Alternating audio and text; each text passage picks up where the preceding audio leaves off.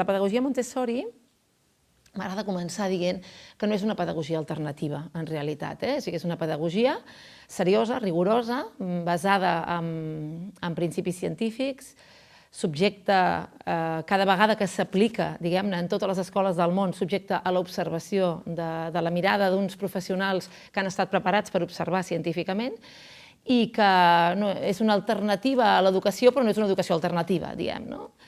Molts mestres, jo diria que la majoria de mestres i docents tenen una gran vocació i desitgen que en l'aula, o desitjarien que a l'aula passessin coses de les que passen en una aula Montessori. Però què passa? Que no saben com fer-ho.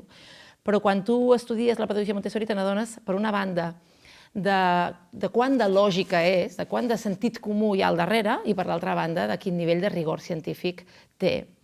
Llavors, això, aquesta lògica i aquesta vocació i aquest esperit de voler treure el millor dels nens, jo crec que el tenen la major part de docents. Però insisteixo que el problema és que no saben el com.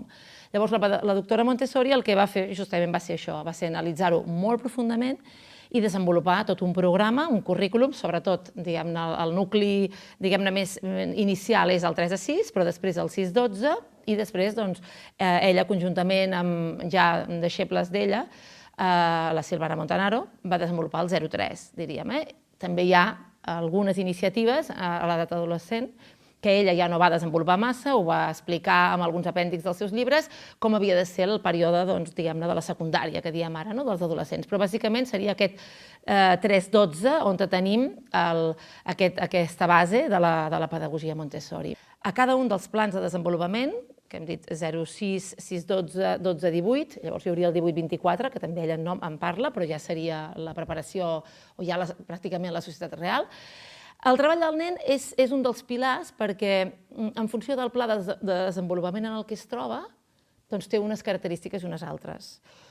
Per tant, el nen està en l'etapa de creació del jo, diríem del 0-6, doncs el treball del nen ha de respondre a aquesta necessitat. Per tant, el nen ha de poder realitzar activitats que l'ajudin a formar-se com a persona. Els materials, l'entorn, l'aula, tot està preparat perquè el nen pugui treballar de forma autònoma, independent de l'adult, i fruit d'aquest treball ell es va autoconstruint, en termes de la pròpia doctora Montessori. El nen s'autoconstrueix a través de l'activitat, a través del treball.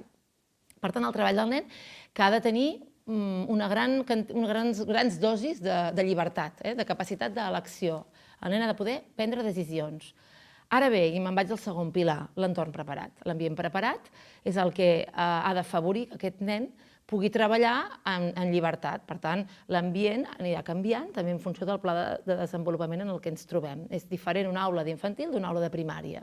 Què tenen totes dues? Doncs que afavoreixen la materialització, el desenvolupament del nen, i en cada un dels dos ambients hi ha un tipus de material i unes condicions de treball diferents que van canviant.